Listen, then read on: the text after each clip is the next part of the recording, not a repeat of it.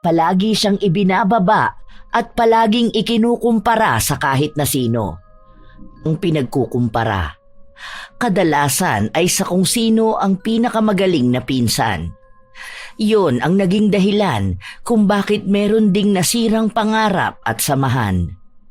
Tinuturing na sanggang dikit ang magpinsan na sina Elena at Lane, kung saan madalas din silang nagiging tampulan ng kumparahan. Lalo na at may mas lamang sa kanila pagdating sa akademikong usapan o maging mga kompetisyon mang sinasalihan nila. Ito rin ang nagdulot ng isang bagay na magbibigay ng lamat sa kanilang relasyon, kung saan ang isa sa kanila ay hindi maiiwasan na kumampi sa itim na kapangyarihan para lamang mapatunayan na siya ang mas higit na magaling kaysa sa isa. Mas hihigitan nga kaya ng salita ng iba ang samahang matagal na nilang pinagsamahan. Mas mananaig nga ba ang itim na kapangyarihan o mas mabibigyan nila ng timbang ang pagiging magpinsan? Wow! Congrats talaga! Sobrang saya ko para sa'yo. Alam naman natin na deserve mo yan eh. O paano ba yan? E di ililibre mo na ako. Yes, of course. Sayang nga, hindi ka nakapasok sa top 5. May kasama sana akong luluwas ng Manila next month. Ano kayang naging problema, no? Maganda at maayos naman ang performance mo. Mas maganda pa nga ang gawa mo kaysa sa akin. Tapos, ako pa ang nag-top 1? Hindi kaya sila nagkamali? Ano ka ba? Baka kasi hindi lang para sa akin ang mapasali doon. Hindi naman talaga ako magaling pagdating dyan. Kundi lang dahil sa'yo, hindi ko rin naman yun gagawin. Kaya huwag ka nga dyan. Dahil ang mahalaga sa akin ay ang libre mo. Gusto ko sana ng halo-halo ngayon eh. Kanina pa ako nagkikrave. Halo-halo special. Uy, sarap! Ay, ayun lang pala. Sige, mamaya paglabas natin diretso agad tayo. Nice one. Yan gusto ko sa'yo eh. Dapat palagi kang nananalo para may pera ka panlibre sa akin. Magpinsang buo sina Lane at Elena, kung saan ang ina ni Lane ay ang bunsong kapatid ng ina ni Elena. Hindi sila magkasundo nung mga bata pa sila dahil matagal na tumira ang pamilya ni Lane sa Maynila at halos 5 taong gulang siya noong bumalik sila ng probinsya upang doon na manirahan. Dahil mas malapit ang bahay ni Elena, palaging sila na ang magkasama. Iisang eskwelahan din ang kanilang pinapasukan. Pareho silang magaling sa kanilang pag-aaral, ngunit halata naman na sa lahat ng bagay ay mas lamang si Lane. Siya ang palaging nakakakuha ng mas maraming papuri. Sure ka ba na yan lang ang gusto mong kainin? Mag-order ka pa, sagot ko naman yan. May premyo kaya akong nakuha. Di ba nga ang usapan, tuwing may cash prize, dapat palagi tayong enjoy kakain. Go na te, grab mo na lahat ng bet mong food. Wag na, busog ako. At alam mo naman na nakadiet ako, di ba? Kasi nga bala ko sumali sa mutya ng barangay. Huy, pumunta ka ha. Samahan mo ko. Kinakabahan kasi talaga ako. Baka kasi magkalat lang ako doon. Alam mo naman kapag kinakabahan ako, di ba? Ay, sure. Don't you worry. Ako na ang bahala sa'yo. Hindi kita pababayaan. Ilalaban natin yan. Kunin mo ang corona dahil deserve ng ganda mo ang maging mutya. Salamat talaga ha. Ikaw lang yung palaging nandyan para sa akin at naniniwalang kaya ko. Hindi kasi ako sinusuportahan ng nanay ko. Palagi niyang sinasabi sa akin na hindi ko naman talaga kaya. Nagmumukha lang akong palaging trying hard. Kaya nga, mas lalo mong patunayan sa kanila na mali sila. Na kaya mo naman talaga. At isa pa girl, ang dami mo na kayang nakuhang awards. Hindi pa ba siya masaya sa'yo? Tignan mo ha, nagpupush kang maging better person. Tapos, nag-aaral ka ng mabuti. Wala kang bisyo at hindi ka pariwara. Eh dun pa lang, panalong-panalo ka na eh. Hindi siya magiging masaya sa akin dahil konti lang naman ang naipanalo ko. Di ba madalas na pang second lang ako? Hindi katulad mo na halos lahat talaga ng sinasalihan mo na ipapanalo mo. OA naman ni tita. Alam nga namang lahat ng sasalihan mo, ipapanalo mo. Ang mahalaga doon, may lakas ka ng loob na lumaban sa mga bagay na gusto mong labanan. Doon pa lang sa may lakas ng loob na lumaban, panalo ka na eh. Yun nga ang hindi maintindihan ni Mama kasi gusto niyang ipanalo ko lahat. Minsan nga nawawala na ako ng lakas ng loob na magsasali sa mga ganyan. Kung hindi lang dahil sa'yo at pati na rin kina tita na palaging sumusuporta sa akin. Ay nako, kaya malaki ang pasasalamat ko sa'yo eh. Hoy, baliw ka ba? Bakit ka titigil sa mga gusto mong gawin? Tandaan mo girl, hanggat naniniwala ka sa sarili mo na kaya mo, magagawa mong makuha ang mga pangarap mo. Huwag mo akong dramahan ng ganyan ha. Kung ako nga malaki ang tiwala ko sa iyo, tapos ikaw nawawalan ka ng tiwala sa sarili mo. Ay, ayusin mo yung ganyang mindset mo girl. Hindi uso sa atin yan. Binatukan pa ni Lane ang pinsan na mukhang natauhan din sa mga kanina niyang sinabi. Ilang beses na nilang napag-usapan ang mga bagay na ganito, kaya kahit na anong laban o mga nais na gawin ni Elena ay talagang suportado ang pinsan. Bunsong anak si Elena at 3 silang magkakapatid. Ang 2 niyang ate ay may magagandang buhay na at may mga napatunayan na sa kanilang karera. Kaya pinipilit ng dalaga na ipakita sa kanyang mga magulang na kahit anong mangyari ay magtatagumpay din siya. Ngunit pinapakita at pinaparamdam sa kanya ng kanyang ina na kahit na anong gawin niya ay hindi siya hihigit sa mga kapatid niya. Nang kinagabihan na yon ay umuwi na rin ang magpinsan. Nakatira lang sila sa iisang barangay at mauuna ang bahay na uuwian ni Elena. Kaya hinatid na muna siya ni Lane. Hello tita. Lumabas lang kami saglit ni Elena, kaya po gabi na kami nakauwi. Pero dyan lang naman po yun. Kumain lang kami. Nanalo po kasi sa piano contest si Lane. Nag-top siya dito sa lugar natin at ilalaban siya sa susunod na buwan doon sa Maynila. Nakakatuwa nga po eh. Ay, sakto. Andito na rin naman po ako. Ipapaalam ko na rin po si Elena. Isasama po namin siya. Mag-aarkila po ng sasakyan si Papa. At kung gusto nyo, pwede rin po kayong sumama. Hindi sumagot ang ginang. Hindi niya pinansin ang dalawa at nagtuloy-tuloy lang na pumasok sa loob ng bahay. Ang magpinsa naman ay nagkatinginan. Tila ba alam na nila ang ibig sabihin ng pakikitungong yon ni Pasing. Ay, ang syala naman ni tita. Mukhang hindi siya masaya sa narinig niya. Attitude naman. Baka masama lang ang pakiramdam. Kahapon kasi sinisipon siya. Hayaan mo na. Basta ako, masaya ako para sa'yo. Oy, promise mo ha? Pupunta ka sa laban ko. Sabay na tayo. Huwag kang mag-alala dahil sagot ko naman ang mga gastusin. Kasi magbabaon naman kami nun. Isa pa, wala naman tayong pasok nun. At para makagala na rin tayo sa Maynila.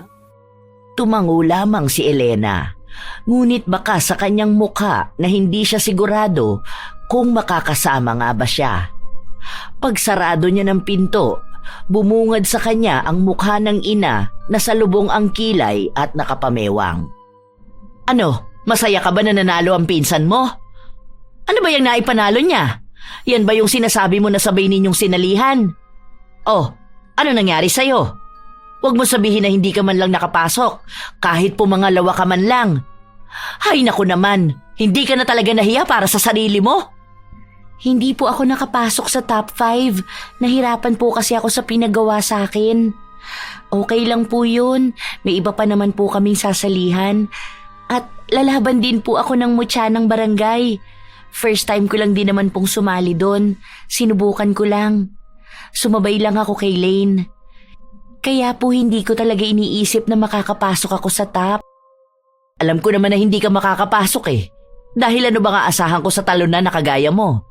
Hindi ka naman talaga lumamang sa pinsan mo, ano? Palagi ka na lang nasa likuran niya. Magkaiba po kasi kami. Minsan po kasi may mga bagay siyang kaya niya at doon siya magaling. Habang ako naman po ay magaling sa ibang bagay na hindi niya kaya. Magkakaiba po ang bawat tao, ma. Siguro naman po napapansin niyo yun. Kaya ayos lang po sa akin kung may naipapanalo siyang hindi ko kaya. Saan ka naman magaling?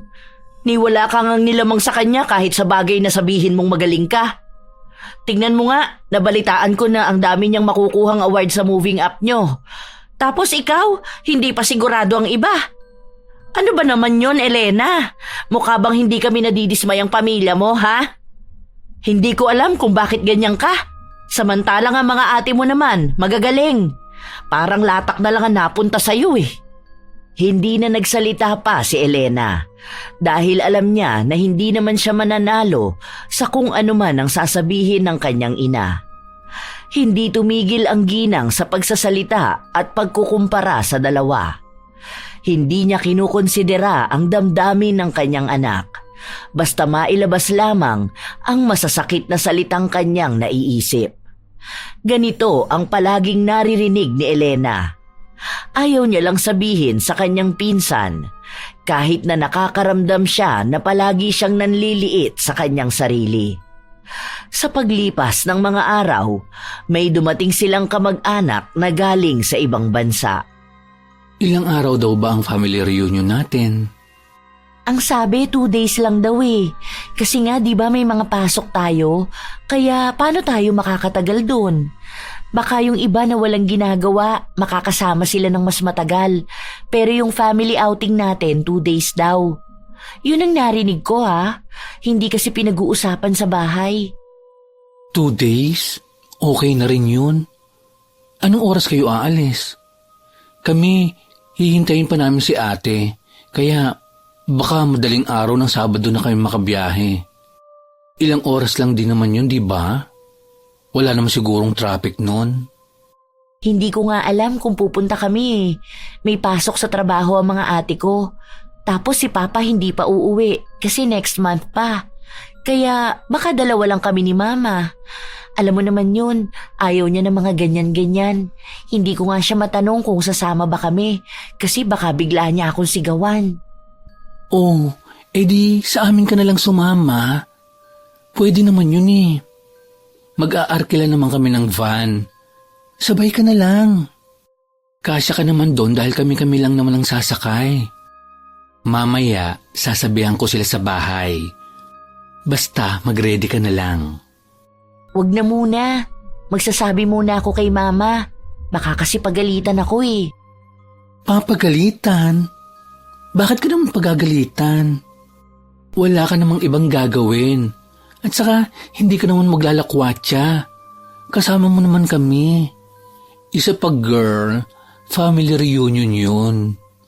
Mga kamag-anak lang ang nandun. Kahit na. Hindi kaagad nagsalita si Lane. Tinitigan niya ang pinsan at inobserbahan ang reaksyon nito. May problema ba? Wala naman. Bakit? Napapansin ko kasi na parang hindi ka okay. May problema ka, alam ko. Tungkol ba saan? May nangyari ba sa bahay niyo? Bakit hindi mo sinasabi sa akin? Tungkol ba sa mga ate mo? Sa mama mo? Sa financial? O may iba pa? Sabihin mo sa akin. Para alam ko kung paano kita matutulungan. Ha? Baliw, wala akong problema. Maayos naman kami sa bahay. Ang dami ko lang talagang iniisip. Wala to, hayaan mo na. Kinakabahan ka ba para sa mutya ng barangay? Normal lang yan, dahil ganyan naman talaga ang nararamdaman ng lahat ng mga sumasali sa pageant. Kahit naman hindi pageant, normal lang ang kabahan. Pero kaya mo yan. Tiwala lang sa sarili mo. Hindi na ako sasali. Ha? Anong hindi ka nasasali? Bakit ganyan na naman ang iniisip mo? Dinidiscourage ka na naman ba ng mama mo? Kinausap na nga yan ni mama nung nakaraan at sinabi sa kanya na huwag naman siyang masyadong mahigpit sa'yo. Dahil bata ka pa naman at marami ka pang pwedeng matutunan at magawa. Bakit mo pa sinabi kay tita? Kaya siguro galit na naman sa akin si mama. Ang sabi ko naman sa'yo, huwag mo nang sabihin sa kanila eh. Kilala mo naman si mama. Ayaw nun nang napagsasabihan.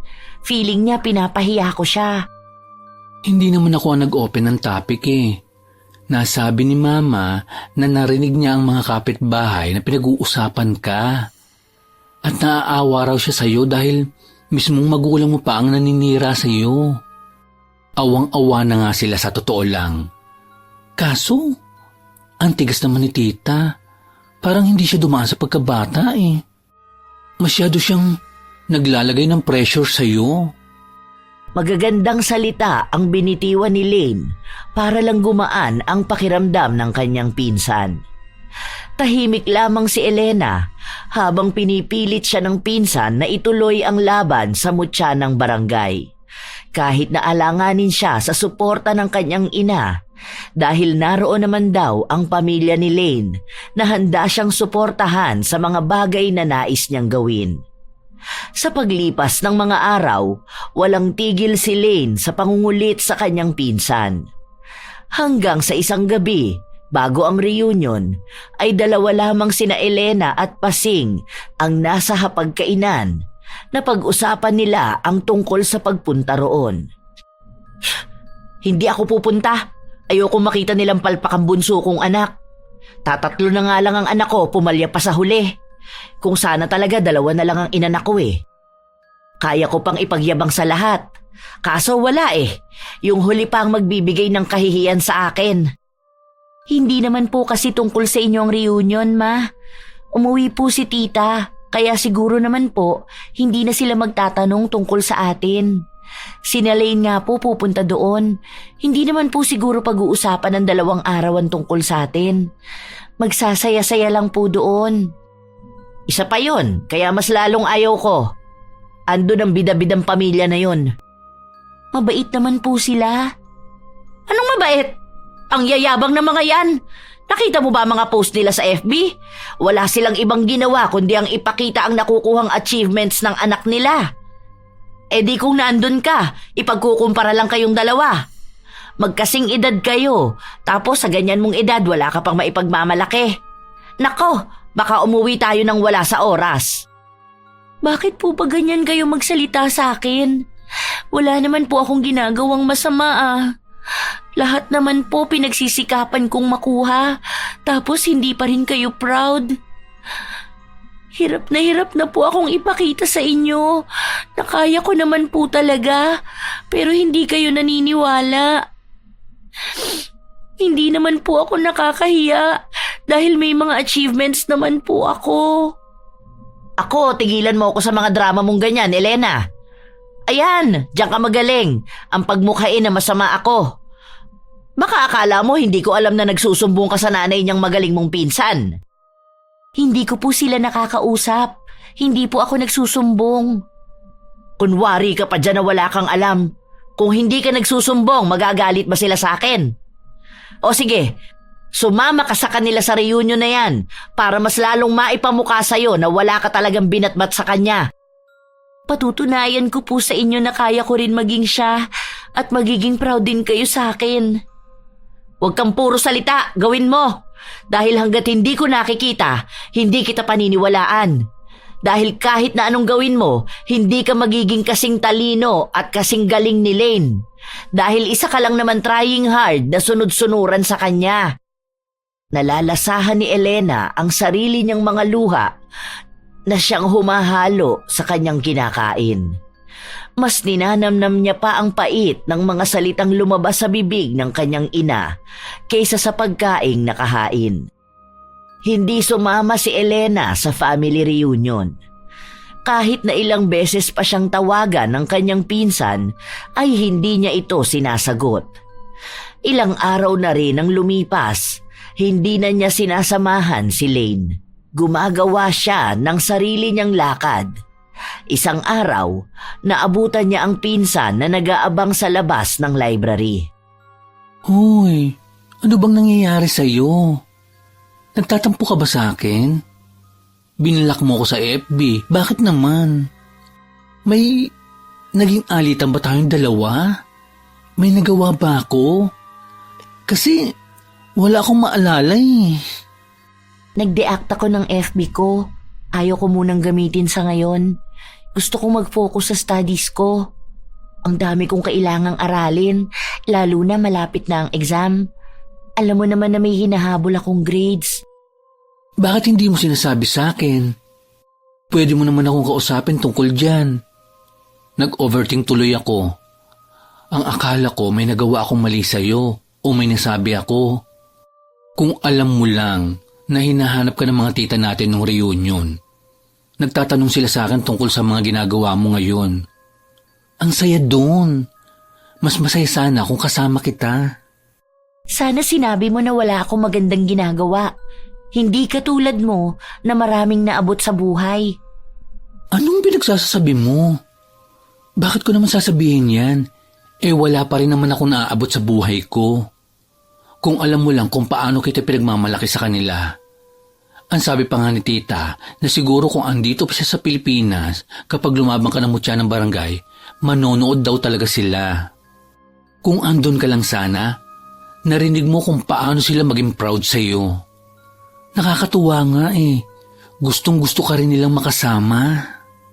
Pagod ako, wag mo na sana akong pinaglololo ko. Kung masaya sila sa achievements mo sa buhay, di congrats. Hindi ka agad nakakibo si Lane. Tiningnan niya lang ang pinsan na hindi makatingin ng diretso sa kanya. Marahan siyang lumakad palapit. Mag-usap kaya tayo. Hindi yung ganyan ka sa akin makitungo. Maayos naman tayo ah. Anong pinagsasabi sa'yo ng mama mo? Siguro, kaya ka nagkakaganyan, may mga panlalait ka na namang naririnig, no? Sabihin mo sa akin. Dahil kung may kinalaman din yung sa akin, mas maganda kung tayong dalawa ang nag-uusap. Hindi yung ganyan, na may mga parinig-parinig ka pa sa akin. Hindi sumagot ang dalagita. Nilampasan niya lang ng lakad ang kanyang pinsan. Ngunit bago siya makaalis ay hinawakan siya nito sa kamay upang pigilan. Ngunit sa halip na harapin at kausapin si Lane, hinawi niya ang kamay nito at tuluyang umalis. Sa paglipas ng mga araw, dumating na ang mutya ng barangay. Sumali si Elena, ngunit hindi niya sinabihan ang pinsan. Nalaman na lang ni Lane na sumali siya noong araw na mismo ng pageant. Nang matapos ang paligsahan, pumangalawa lang si Elena. Hindi matanggap ng dalagita na pangalawa lang siya, kaya mas lalo niyang naramdaman na baka nga hindi niya kailanman matutumbasan ang galing ni Lane at maaaring totoo ang sinabi ng kanyang ina na kahit kailan ay hindi siya magiging proud sa kanya. Ano bang mali? Bakit ba hindi ko magawang manalo? Ginawa ko naman ang lahat ah. Bakit hindi ko magawang makuha ang gusto ko? Bakit hindi ko kaya? Ibinigay ko na lahat ng kaya ko. Kulang ba ako? Lugmok ang dalaga na nakatingin sa salamin. Mag-isa na lang siyang nasa likod ng stage at hindi niya nais na umuwi sa kanila at ibalita na pangalawa lang siya sa paligsahan na sinalihan niya. Habang mag-isa siya, biglang bumukas ang pinto at napukaw ang kanyang atensyon. Agad niya rin namang nilingon kung sino yon. Anong ginagawa mo rito? Ano, masaya ka ba na pangalawa lang ako at hindi ko nakuha ang corona? Ha? Oo, masaya ako na pangalawa ka, pero hindi pangalawa lang.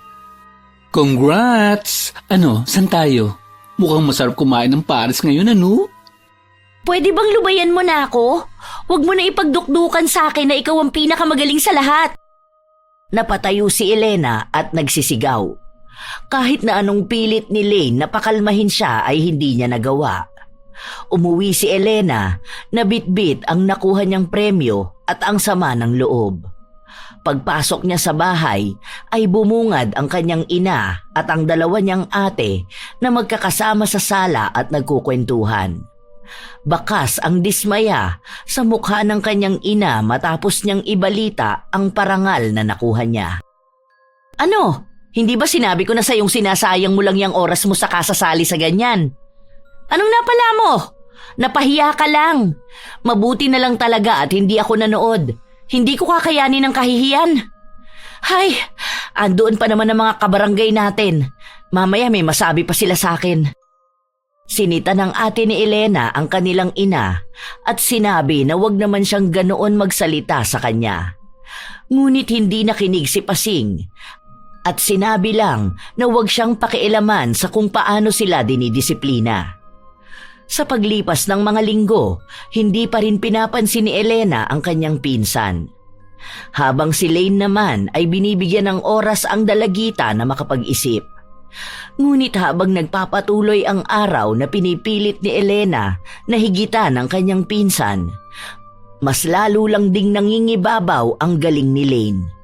Hanggang sa nakakuha siya ng pinakamataas na marka. Nanatili sa ikalawang listahan si Elena habang nangunguna pa rin ang kanyang pinsan. Masaya ang mga kaklase nilang binabati sila, lalo na si Lane. Cass, congrats. Masaya ka, syempre, nanatili ka sa unahan habang ako nagiging anino mo pa rin. Pumapangalawa sa galing mo, hindi ko magawang tumbasan. Yan ba ang kino-congrats mo sa akin? Go! Congrats din sa'yo. Bakit ba hanggang ngayon naiinis ka pa rin sa akin? Kasi ikaw na lang palagi ang magaling. Ikaw lang ang gusto nila. Ikaw na lang palagi. Napapagod na ako makipagkumpetensya sa'yo. Walang kompetisyon dito, Elena. Alam mong ginagawa ko ito dahil gusto ko. At ito ang kaya ko. Napipressure ka lang dahil sa expectation ng mama mo. Na hindi naman dapat ganun. Tapos ngayon, nakikita mo ako bilang kalaban mo. Ano ka ba? Magpinsan tayo. Magkakampi tayo dapat. Matagal na kitang kalaban. Hindi na nga dapat ako nakikinig at sumasama sa iyo eh. Dahil tama si mama. Na sinasamahan mo lang ako para ipakita sa akin na talunan ako. Gusto mong ipangalandakan sa akin na kahit na kailan, hindi ko maaabot ang anumang naabot mo. Ano, tama naman di ba? Ilang beses ka bang nag-top 1? Habang ako, palagi na lang nasa likuran mo. Mas lalo mong nararamdaman na mataas ka dahil nasa paanan mo ko. Ginagamit mo lang ako at madali lang naman para sa'yo magpanggap na sinusuportahan ako. Sinubukang lapitan ni Lane ang pinsan, ngunit umatras lang ito. Hindi matitigan ni Elena sa mata si Lane dahil kahit paano ay nakakaramdam siya ng konsensya. Dahil alam niya sa kanyang sarili na hindi naman totoo ang mga ibinintang niya, pero yun ang pilit na ipinamumukha sa kanya ng kanyang ina. Kaya yun na rin ang kanyang nakikita. Pwede ba na mag-usap muna tayo? Hindi yung ganyan. Nagagalit ka sa akin na wala naman talagang katuturan? Ayusin natin to. Hayaan mo na ako dahil ayaw na nga kitang makasama. Mahirap bang intindihin yun? Matalino ka naman, di ba? Magpinsan tayo. Kung yun lang ang tanging ugnayan na meron tayo, mas gugustuhin ko pang putulin yun. Simula ngayon, ayaw na kitang makausap. Dahil hindi na pinsan ang tingin ko sa'yo. Isa ka ng kalaban, kakumpetensya sa buhay ko na dapat kong lampasan at higitan. Hindi na magbabago ang tingin ko na yun sa'yo kahit na kailan. Matapos itong sabihin ni Elena, ay agad na rin siyang umalis. Ilang beses pa siyang pinigilan ng pinsan para makausap, ngunit ayaw niyang makinig. Sobrang bigat ng kanyang dibdib habang lumalakad pa uwi sa kanilang bahay. Hindi niya mapigilang alalahanin ang masasaya nilang pagsasama na ganun na lang niya bastang itatapon dahil lang sa nararamdaman niya. Ngunit kung ito naman ang magiging dahilan para ipagmalaki ng kanyang ina, Handa siyang isakripisyo ang anumang samahan nila ni Lane. Nakauwi ka na pala. Mabuti naman dahil uutusan kita. Akala ko mamaya ka pa uuwi dahil makikisama ka na naman sa pinsan mong magaling. Tapwa na naman siya, di ba? Ngayon lang yan, pero sa susunod yan malalampasan ko rin siya. Nangangarap ka na naman ata dyan. O sige na, magpunta ka na doon sa kina Aling Tere at kunin mo yung pera na hulog niya. Bilisan mo dyan, maglilinis ka pa ng kusina. Hay, sa susunod huwag ka magpapalit ng uwi. Ang daming kailangang asikasuhin dito sa bahay. Nais pa sana ni Elena na tumanggi dahil gusto niyang mapag-isa at makapagpahinga. Ngunit siya lang ang maaasahan sa ganitong utos. Agad din siyang nagpunta sa bahay ng ginang kahit na hindi pa siya nakakapagpalit ng suot niyang uniforme. Ito lang po ba yung pinapakuha ni Mama? Sinabi ni Aling Tere na may kulang pa pero siya na lang ang maghahatid bukas ng umaga. Hindi naman umangal si Elena pero nakiusap siya sa ginang na sabihan ang kanyang ina dahil alam niya na sa kanya na naman ibabaling ang galit. Paalis na sana ang dalagita matapos niyang mapansin ang kapitbahay ni na Aling Tere. Bagong kapitbahay niyo po yan? Ngayon ko lang kasi napansin. O baka matagal na akong hindi nagagawi rito. Sinabi ng ginang na kalilipat lang ng matandang babae sa bahay na yon. Pero binalaan siya na wag na lang siyang lumapit at maging ang kausapin nito ay wag niyang gagawin. Nagtaka si Elena, kaya sa halip na umalis siya at sundin ang bilin ng ginang, pasimple siyang dumaan sa harapan ng bahay ng matandang babae. Sakto na sa pagsilip niya sa pintong may kaunting uwang, nakatingin din sa kanya ang tao sa loob. Oo nga no, medyo weird siyang tingnan. Tapos feeling ko kapag nakatingin ako sa mga mata niya, parang napakalalim niyang tao. Para bang may kung anong kadiliman sa kalooban niya. Pero siguro wala naman to. Masyado lang siguro akong judgmental. Hindi rin naman sinabi ni Aling Tere ang dahilan kung bakit dapat siyang iwasan. Isa pa, ang sadya ko lang naman dito ay ang inuutos sa akin. Makauwi na nga. Baka mamaya hinihintay na ako ni Mama. Tapos papagalitan niya na naman ako at ang dami na naman niyang sasabihin sa akin. Ay sigurado ang una na namang bubungad tungkol sa pinsan ko. Nakakasawa na rin sa totoo lang, pero wala naman akong magagawa. Nagpatuloy ng maglakad ang dalagita pauwi sa kanilang bahay. Pagka-uwi niya, naabutan niya ang isa niyang kapatid na nag-aayos ng mga gamit nito. Mukhang may pupuntahan itong malayo dahil 2 malaking maleta ang bitbit niya. Aalis ka ba ate? San ka naman pupunta? Sinabi sa kanya ng kanyang kapatid. Nalilipat na ito ng bahay dahil mangungupahan na siya malapit sa kanyang trabaho. Nahihirapan daw kasi siya sa pabalik-balik na pagbabiyahe niya. Ang ibig sabihin lamang nito ay tanging 2 na lamang sila ng kanyang ina ang maiiwan sa kanilang bahay. Hindi mawari ni Elena kung matutuwa ba siya o hindi. Dahil marahil ay nangingibabaw sa kanya ang takot. Dahil isa na naman ito sa sasabihin ng kanyang ina na nagawa ng kanyang kapatid. Dahil ipapamuka na naman sa kanya na wala siyang mararating, hindi katulad ng kanyang mga ate. Naghabilin sa kanya ang kanyang kapatid at sinabi na kapag nagkaroon ng problema ay tawagan lamang siya. Sinabi rin sa kanya na galingan niya sa pag-aaral at magpakasaya lang sa mga bagay na ginagawa niya. Huwag niyang masyadong bigyan ng pressure ang sarili. Sinabi rin sa kanya ng kanyang ate na proud siya sa kanyang mga tagumpay. Dahil lahat naman daw sila ay dumaan sa pagkabata at sa ganoong klase ng edad.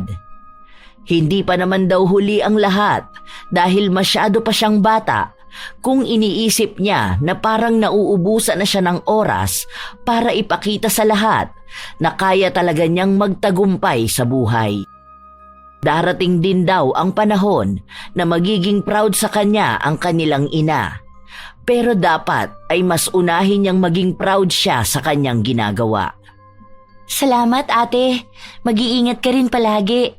Hihintayin ko ang araw na maipagmamalaki rin ako ni Mama. Hindi ako mawawala ng pag-asa dahil alam kong malapit na yung mangyari. Kinabukasan, maagang pumasok si Elena sa kanilang paaralan. Normal na araw, ngunit mas lalong lumalalim ang galit na nararamdaman niya kay Lane. Alam mo, konting-konti na lang malalampasan na kita. Tingnan mo nga yung grades natin, hindi naman nakakalayo. Kaya alam ko na isang araw, ako na ang magiging mas lamang. Kailangan ko lang ng konting oras. Magiging sobrang saya mo na ba kapag natalo mo na ako sa paligsahan na hindi dapat? Wala naman atang premyo. Pero gigil na gigil kang masyadong lumaban. Girl, talagang seryoso ka na sa ginagawa mo? Oo. Ako na ang magiging pinakamasayang tao sa buong mundo kapag nangyaring maging mas lamang ako sa'yo. Anong premyo? Magiging proud na sa akin si Mama. Tapos ikaw, mararanasan mo na rin yung mga pinagsasasabi sa akin. Kapag nangyari yun, saka mo sabihin sa akin na naiintindihan mo ko. Hindi yung ngayon na mahal ka pa ng lahat dahil magaling ka sa paningin nila. Hintayin mong may maging mas magaling sa'yo. Kahit naman ikaw ang mag-top 1 o makuha mo ang mga awards na meron ako, wala naman magiging problema sa akin yun. Lalo na sa pamilya ko. Kung alam mo lang kung paano din sila magiging masaya para sa'yo. Ikaw lang naman ang nag-iisip ng ganito. Paano nalalaso ng mama mo ang utak mo? Wow!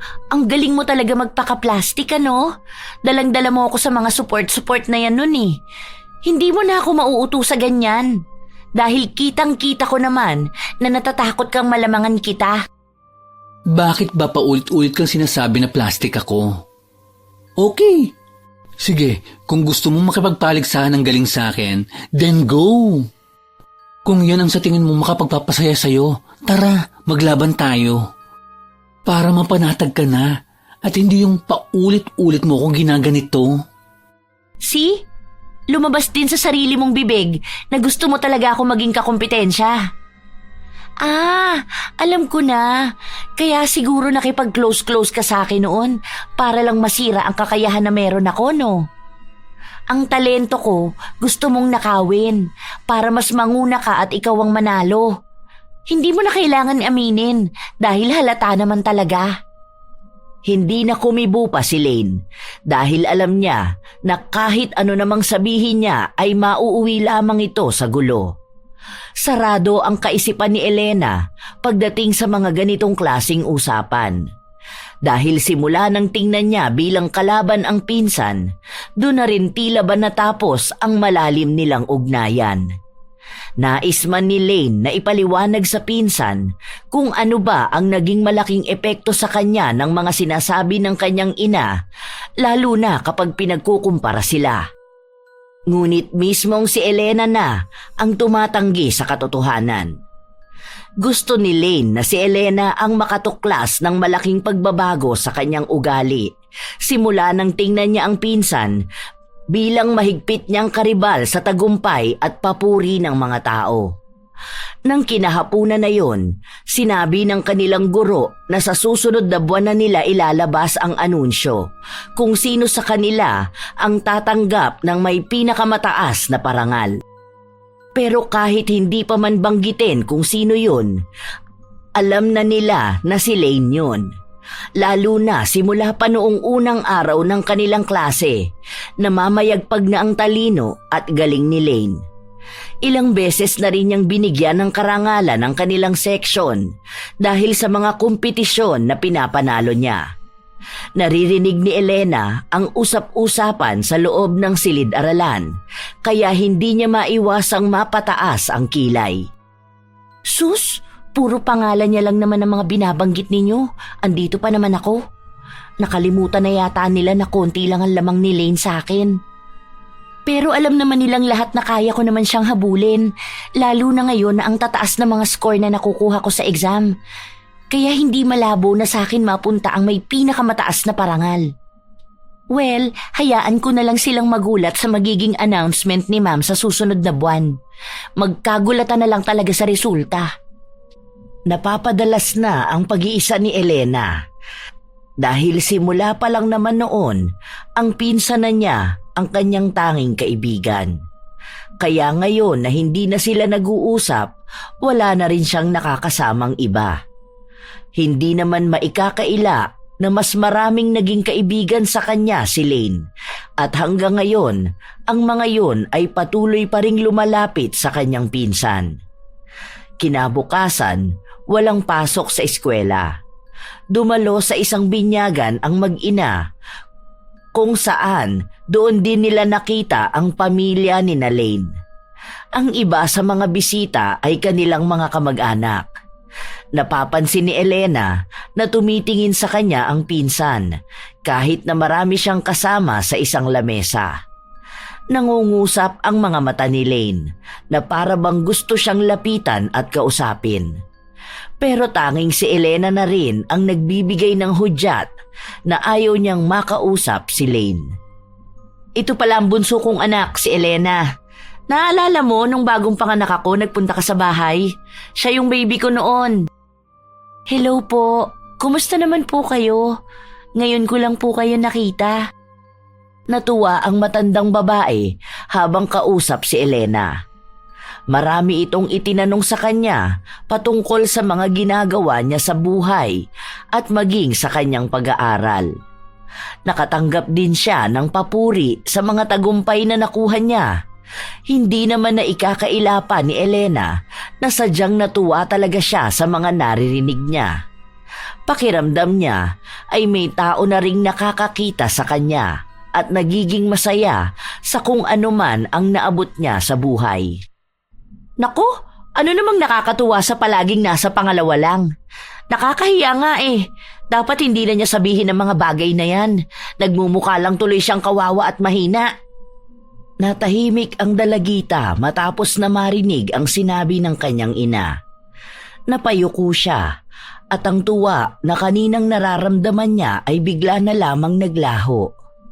Sinabi ng matandang babae na dapat ay proud pa rin siya dahil sa dami ng tao, hindi naman lahat ay kayang makakuha ng kung ano ang nakukuha ng kanyang anak.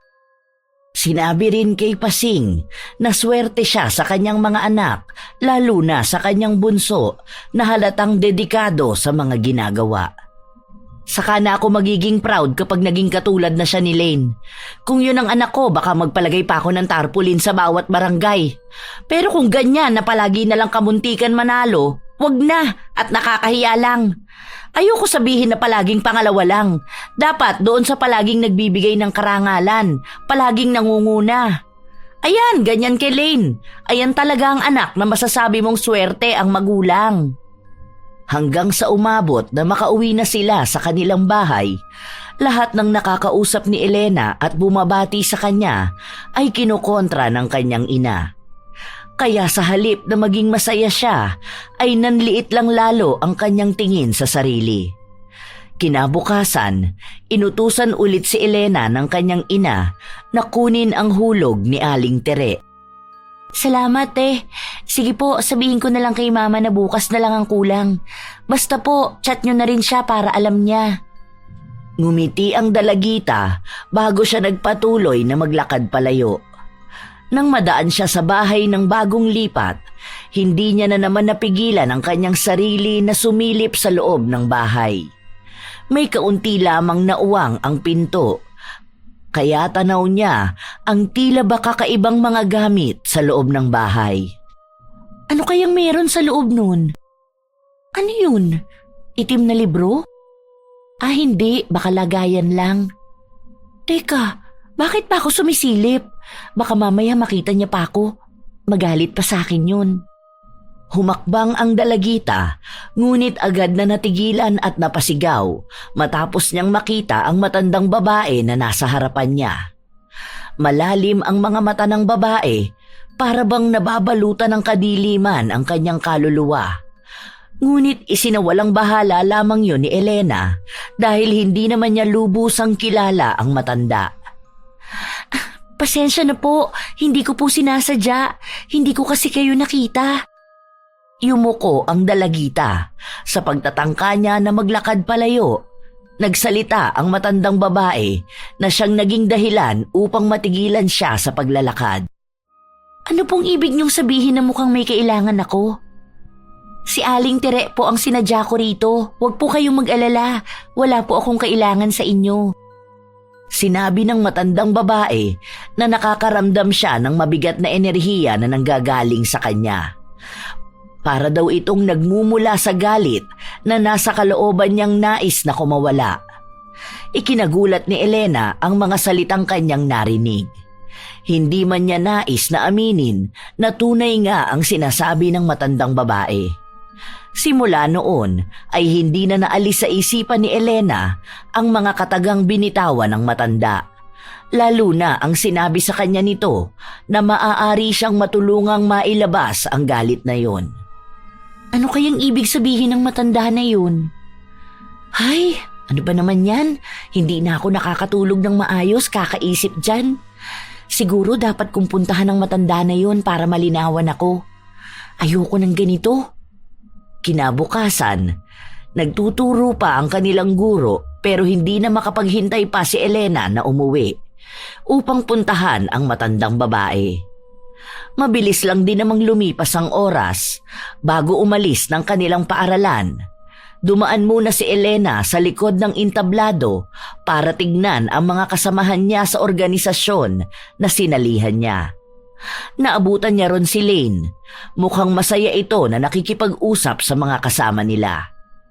Bakit? Anong meron? Parang ang sasaya niyo ah. Ibinalita sa kanya na nanalo ang organisasyon nila at dahil si Lane ang nagsisilbing presidente, mabibigyan siya ng parangal. Para yun lang? Saka lahat naman tayo kumilos para dito, hindi lang naman siya. Oo, sabihin na natin na siya ang leader, pero wala naman yung pagkapanalo na yan kung siya lang mag-isa. Mas malaki ang ambag natin kaysa sa ambag niya. Oh, bakit parang lumalabas dito siya lang ang magaling? Paano naman tayo? Anong papel natin dito? Tagabuhat sa kanya? Wow, nasanay naman yata masyado. Tapos ang spotlight sa kanya lang? Hindi naman yun ang punto ko, Elena. Isa pa, alam naman nating lahat na malaki ang sinakripisyo ko para lang maging mas maingay ang organisasyon natin sa buong campus. At ngayon lalaban na tayo sa district competition. Hindi ko rin naman kayo naaalisan ng credits palagi naman kasamang pangalan nyo. Kaya kung may personal kang galit sa akin, ilabas mo itong organisasyon natin. Kunwari ka pa. Ginagamit mo lang naman ang pangalan ng organization para sa pansarili mong interes. Tingnan mo, nagmumukha ka na namang magaling niyan dahil sa tulong ng ibang tao. Buhat na buhat ka ng lahat, ano? Katulad sa akin, hindi mo naman makukuha yung mga awards mo kung hindi mo ako dinidistract para bumaba ang grades ko. Naku, kawawa talaga sa'yo mga tao. Ang galing mo magpanggap na mabait. Ang husay, grabe. Palakpakan natin yan. Anong pinagsasabi mo? Never ako nang gamit ng ibang tao. Isa pa, tinutulungan mo ko at tinutulungan din kita. Hindi ko naman kasalanan na nananalo ko sa mga sinasalihan ko. Alam mo, ayokong lumala pa tong away nating dalawa. Panay ka pagpaparinig sa akin. Ako na nga ang nakikipag-ayos sa'yo, ang taas pa rin ng pride mo. Talagang gusto mo na magtalo tayo sa harap ng ibang tao? Never ka nang gamit ng tao? Kaya pala pinakiusapan mo ko noon na wag na akong lumaban sa poster making. Para ano? Para lang ikaw ang manalo. Noon mauuto mo pa ako.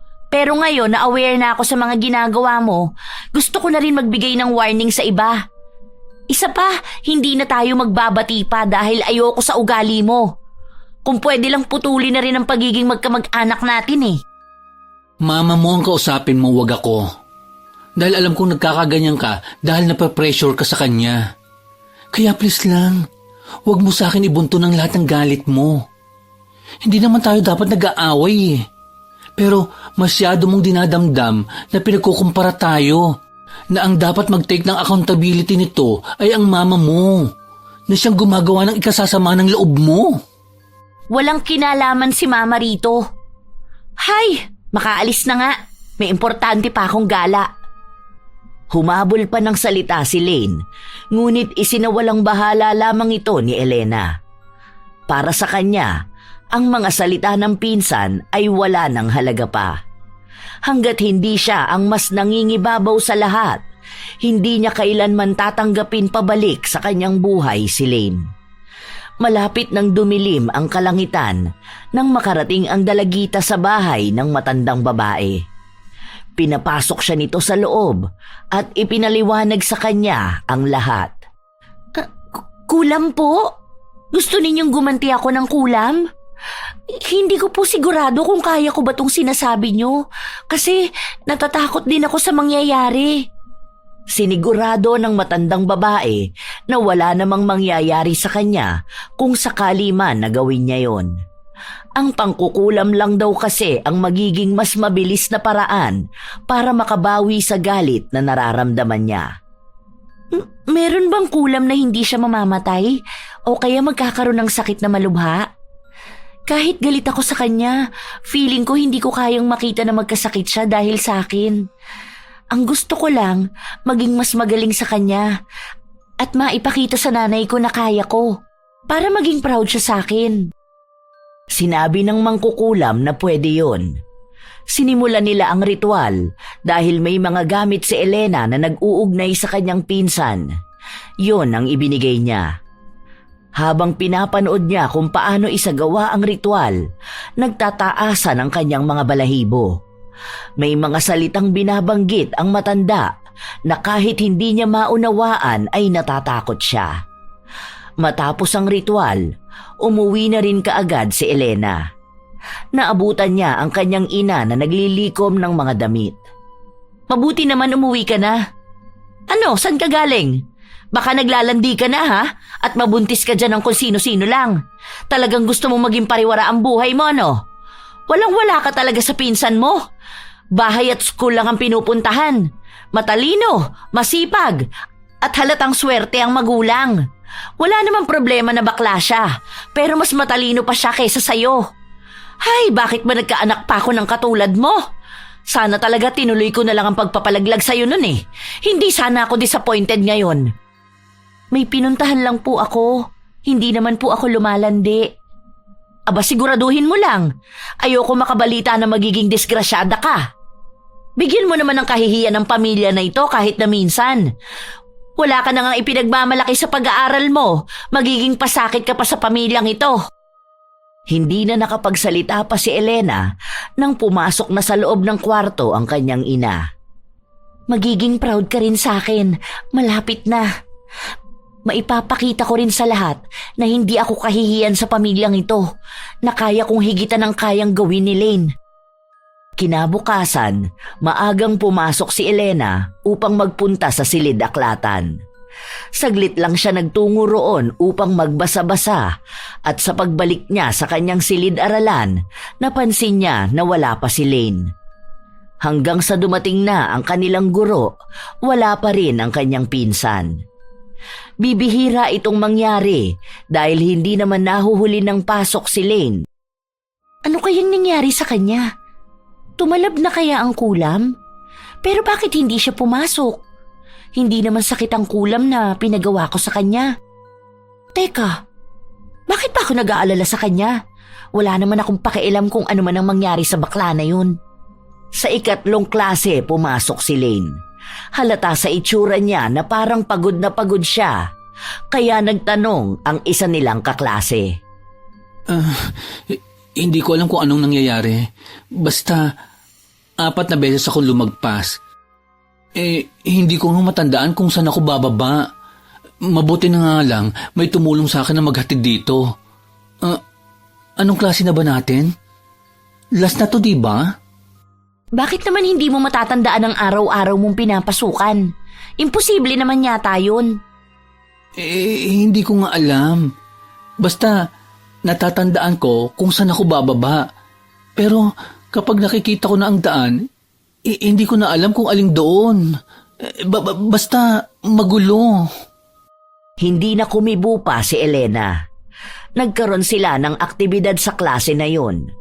Para sa dalagita, madali lang yun sagutan, kaya siya ang unang nagpasa ng papel. Pagbalik niya sa upuan, napansin niya ang pinsan na hinihilot ang kanyang sentido at halatang hirap na hirap siyang sagutan ang aktibidad. Bakit ba wala akong maalala dito?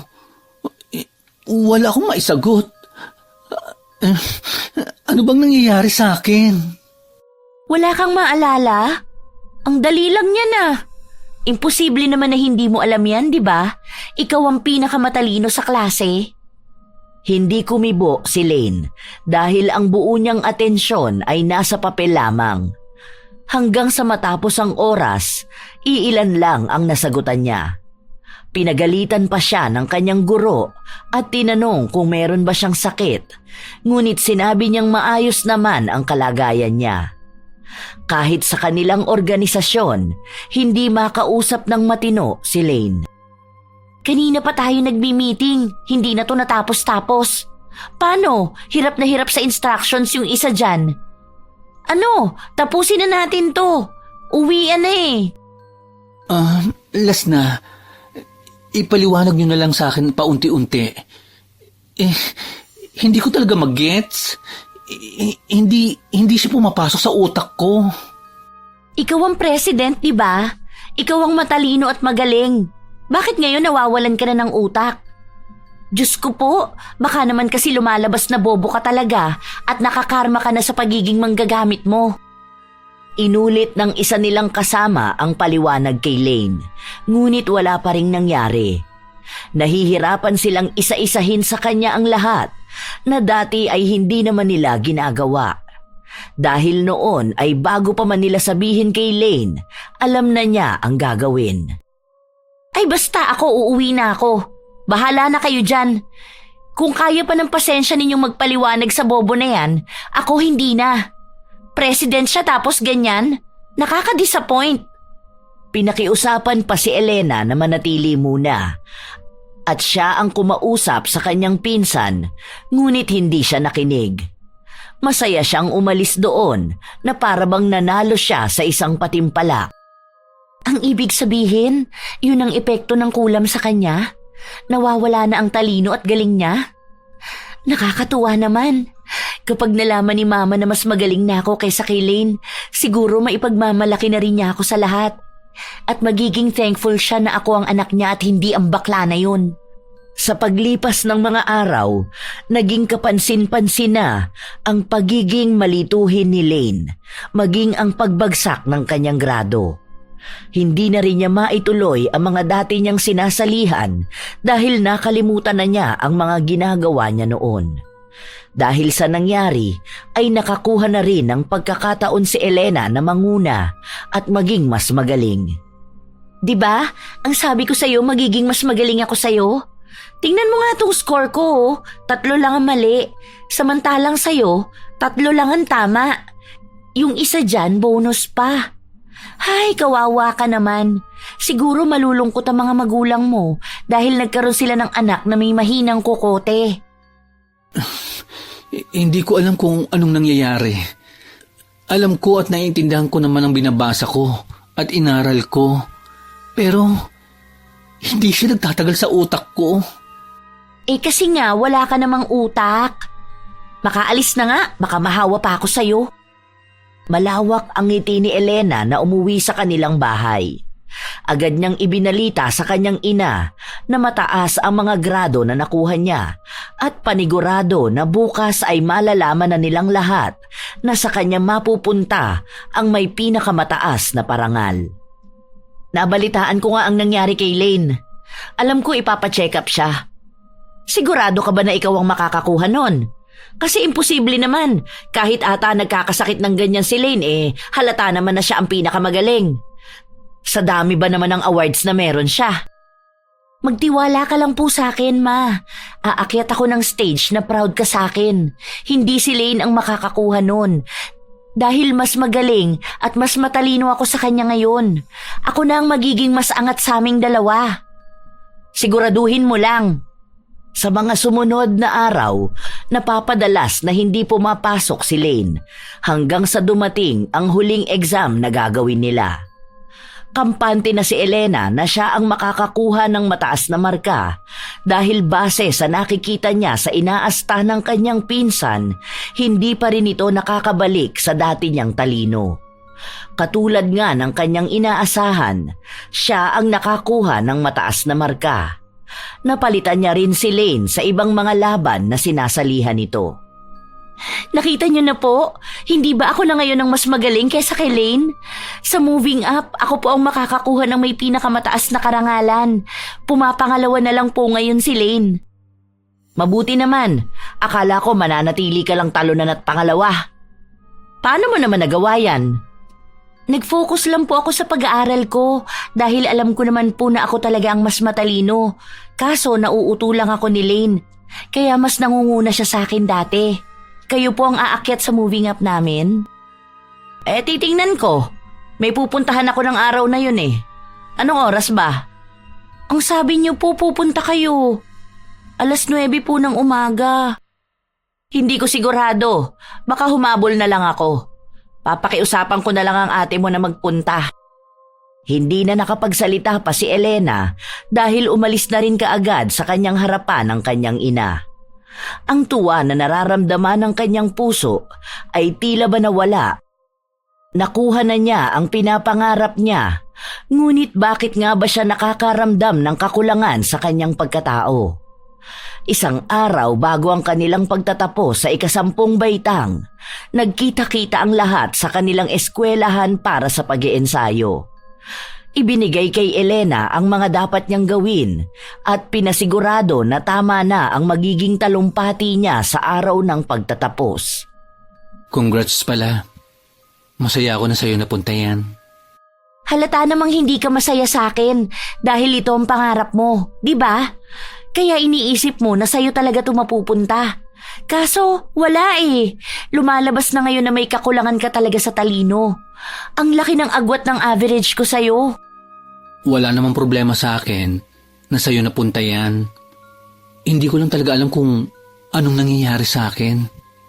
Palagi akong nalilito at pakiramdam ko nawawalan ako ng utak kapag dating sa mga bagay na dati ko namang ginagawa.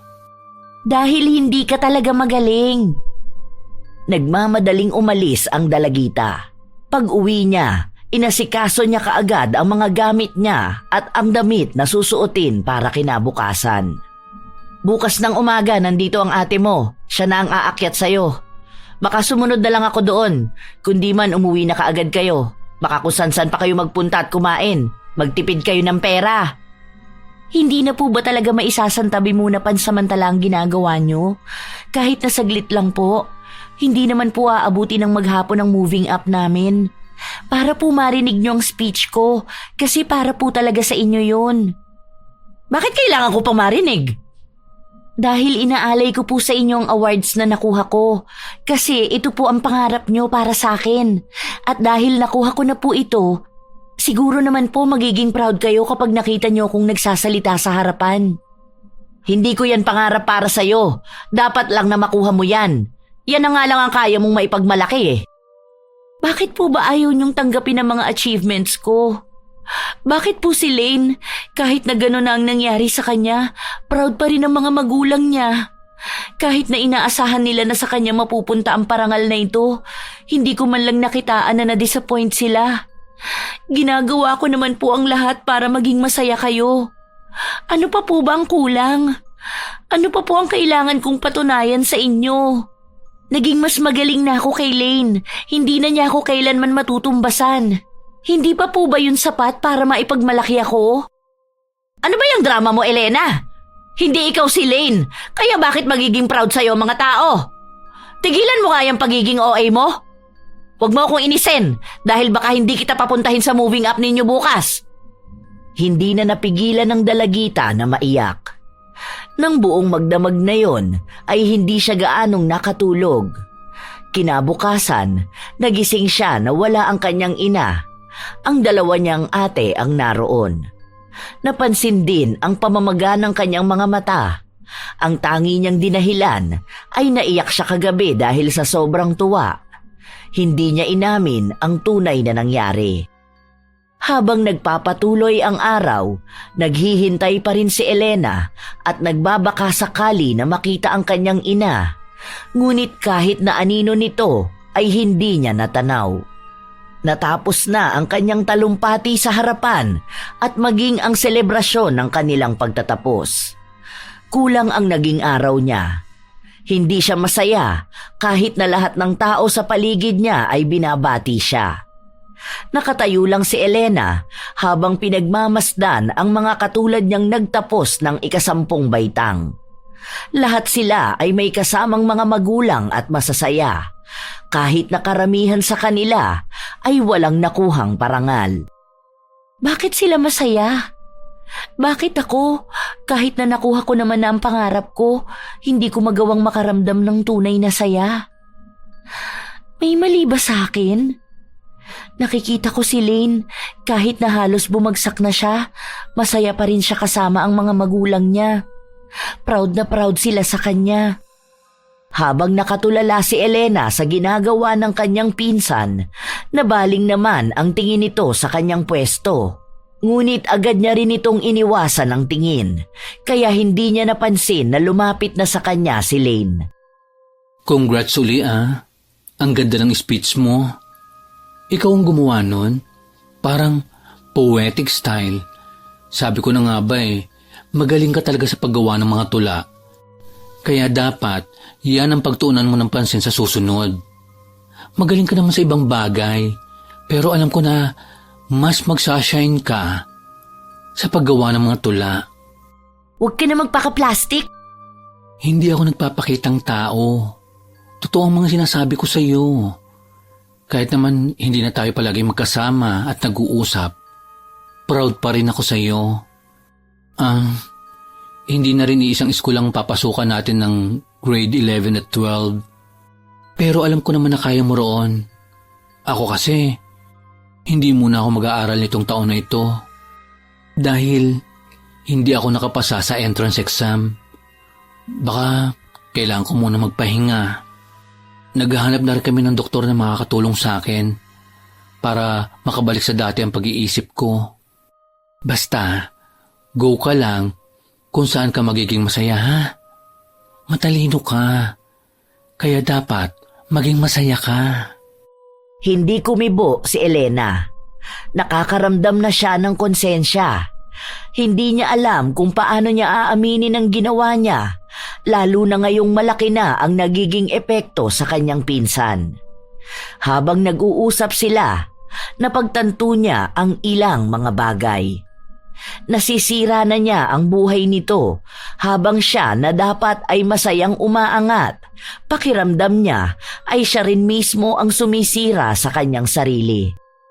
Gusto mo bang sumama sa bahay? May celebration kami. Nagluto si Mama. Tara na. Siguro naman, wala na tayong pag-aawayan, no? Kasi, siguro, wala naman na tayong pag-aagawan na posisyon sa school. Ikaw nang nakakuha ng pinakamataas na parangal. Bakit may handaan sa inyo? Wala ka namang nakuhang mataas na award ah. Hindi mo naman to nakuha. Iilan lang yung medals na meron ka. Tapos next school year, hindi ka naman mag-aaral. Para saan ang celebration?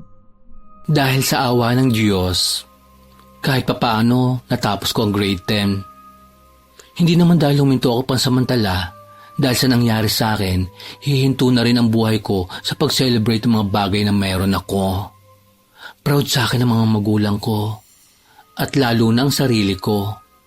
Katulad mo, dapat maging masaya ka dahil ikaw ang nakakuha ng mataas na parangal. Tandaan mo, katulad sa palaging sinasabi ko sa iyo, hindi mo kailangang magmakaawa sa ibang tao na maging proud sila sa iyo.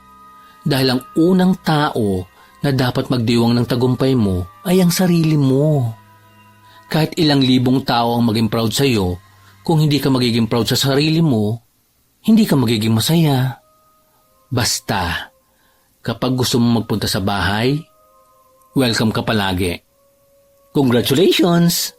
Proud ako sa iyo! Napaatras si Elena nang yakapin siya ng kanyang pinsan. Nang kumawala siya, ay agad na rin siyang umalis dahil ayaw niyang manatili roon, sapagkat mas lalo lang siyang nakadarama ng lungkot at pag-iisa. Bakit parang ako pa ngayon ang nagdurusa? Gumawa ako ng masama sa pinsan ko na tanging nakakaintindi sa akin para lang maipakita sa lahat na mas magaling ako sa kanya. Tama nga siya. Hindi ibang tao ang magiging malaking kalaban ko, kundi ang sarili ko.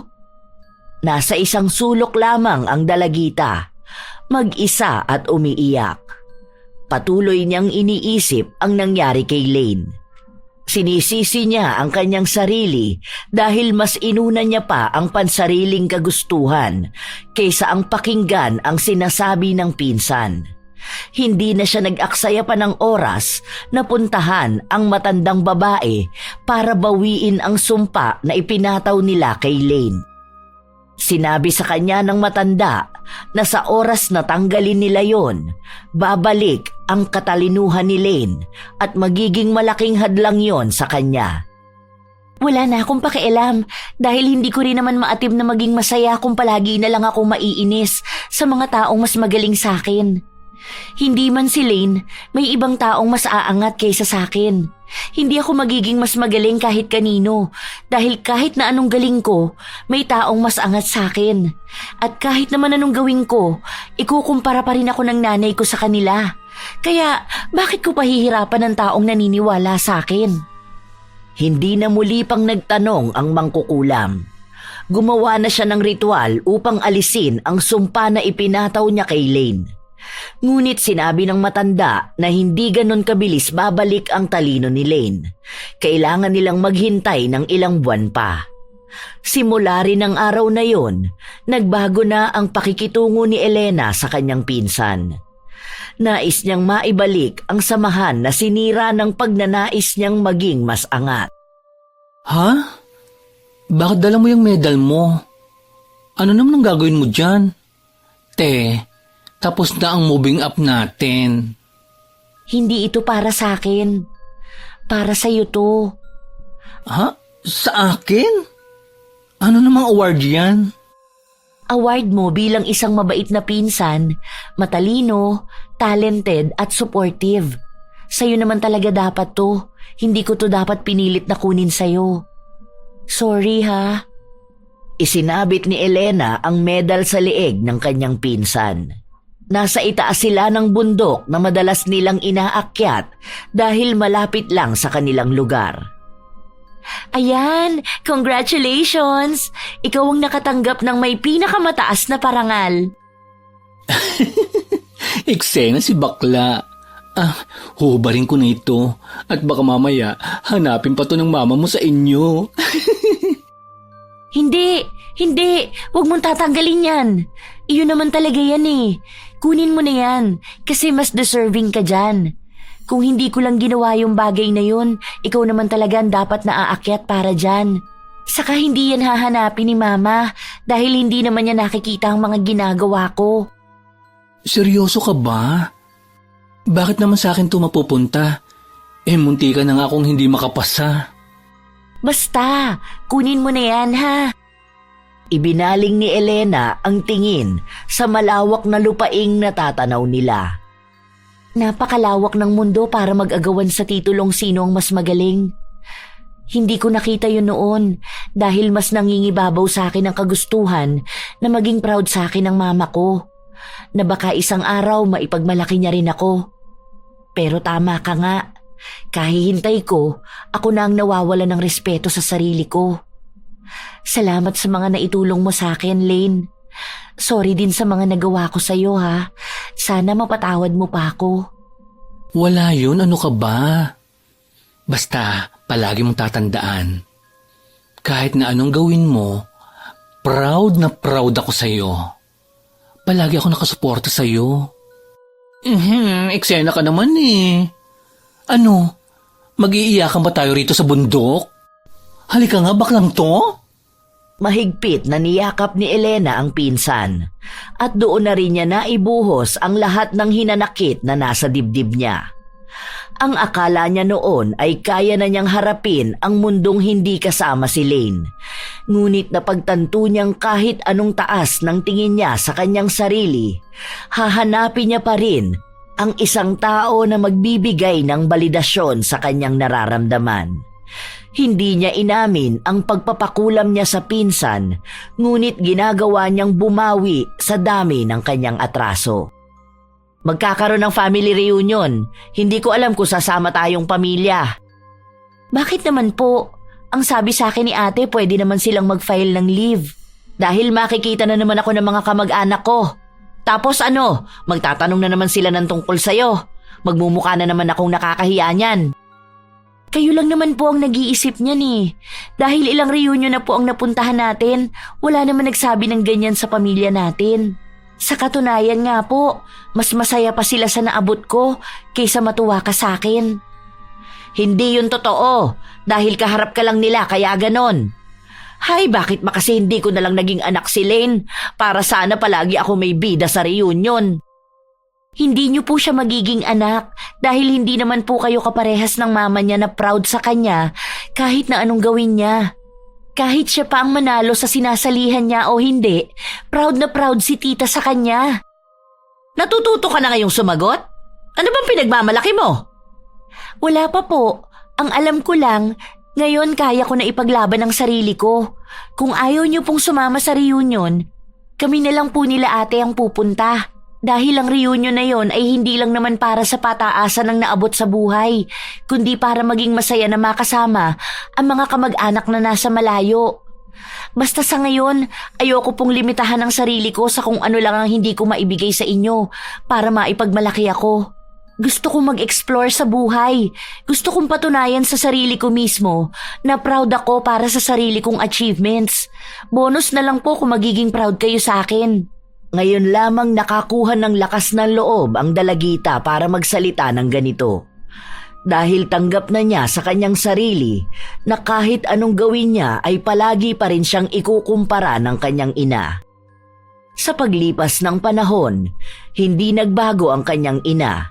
Palagi siyang ibinababa at palaging ikinukumpara sa kahit na sino. Ang pinsan naman niyang si Lane, unti-unti na ring bumabalik ang kanyang talino. Huminto siya ng 1 taon, ngunit hindi nawala ang suporta na ibinibigay nila sa isa't isa. Ang mahalaga para kay Elena ay ang kung paano niya pipiliing maging proud sa anumang tagumpay na naabot niya. Ngunit hindi pa rin nawawala sa kanya ang pag-asa na balang araw ay maririnig niya rin mula sa kanyang ina ang mga salitang matagal na niyang hinihintay. Naniniwala siyang darating din ang araw na yon dahil unti-unti na rin niyang nakikita ang pagbabago ng ina. Sa ngayon, gusto niyang pagtuunan ng pansin ang kanyang mga ginagawa at naabot.